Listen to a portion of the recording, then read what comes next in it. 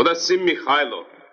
Mənə çox baha oldu. Əsasən gizli fəaliyyətlərdə kod adı Mikhailo idi. Mikhailonun unikal kəşfiyyatçı olmasının arxasında onun bir neçə dili səlis formada bilməsi idi. Mən Parisdə anadan olmuşam, Saint-Germain'də. Atam Almandır, monsieur.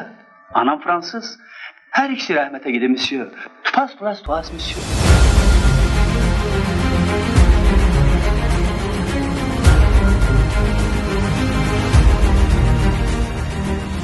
Hazırda Sloveniyanın Novogarsiya yaxınlığındakı Cepovan qəsəbəsindəyik.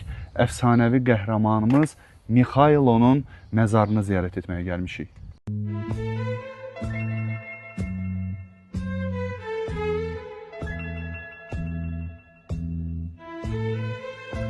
Mehdi Hüseynzadə 1918-ci ildə Bakıda Novxanı kəndində anadan olub və partizan, kəşfiyyatçı kimi buralara gəlib çıxıb.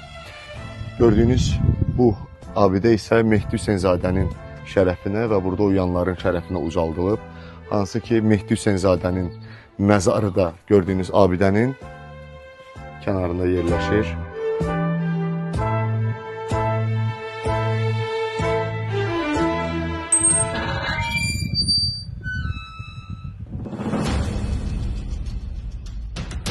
Vitovle, nasistlərin illərlə axtardığı partizanın son dayanacağı. Mikhailonun son nəfəsinə qədər mübarizə apardığı kənd. Hər şey əslində uzaq sahillərdə filmindəki kimi olmayıb. Deməli bu Şulz məni tutacaq. Evi ahət edin, onu diri tutun. Filmin son səhnəsində Mikhailo nasistlərin mühasirəsində özünü partladaraq öldürür. Axır ki Mikhailo'nun özüdür. Tutun onu!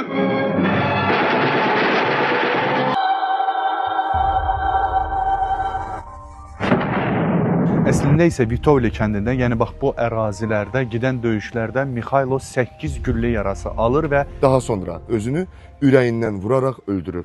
Bunu bu kənddə, Vitovle kəndində yaşayan sakinlər deyir. Mikhailo je tam. 1944-cü il, Vitovle kəndi. Nasistlər Mikhailo Kod adlı partizanı axtarırdı. O isə kənddə evdən evə keçərək gizlənir. Son ana qədər mübarizəni davam etdirirdi. Müsahibim kənd sakini Mira Xarvatin bizə onun haqqında eşitdiyi xatirələri danışdı. Mikhailonun son günlərini keçirdiyi evi göstərdi. Anasının ona yemək hazırladığını, atası ilə yaxın dost olduqlarını söylədi. Bir neçə gün sonra isə həmin kənddə silah səsləri eşidildi və Mikhailo son döyüşünə çıxdı. Deyilənə görə o gecə kənd tam səssiz idi. Alman əskərləri artıq kəndi mühasirəyə almışdı. Mikhailo isə geri çəkilmirdi. Son gülləsinə qədər döyüşdüyü, əsir düşməmək üçün isə özünü vurduğu deyilir. Bugün Vitovle'da illər keçsə də, insanlar onun adını hələ də hörmətlə xatırlayır.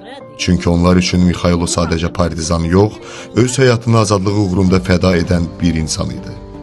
bu Mikhailo Tu bi bilo od Mihajlota, kusar je čebra. onun özü ilə Bakıdan gətirdiyi daşdır, hansı ki sevdiyi insanın adında bax bunun üstünə yazıb.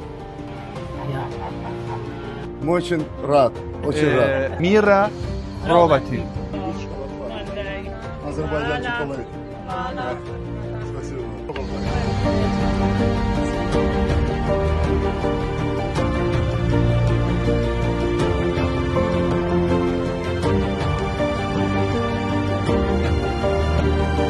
Bu yolda bizə dəstək olan, kömək olan dostlarımıza təşəkkürümüzü bildiririk. Azərbaycan milli brendi Ulduz şokolad fabrikinə, Avista mühərrik yağlarına və Dongfeng Azərbaycana təşəkkürlər.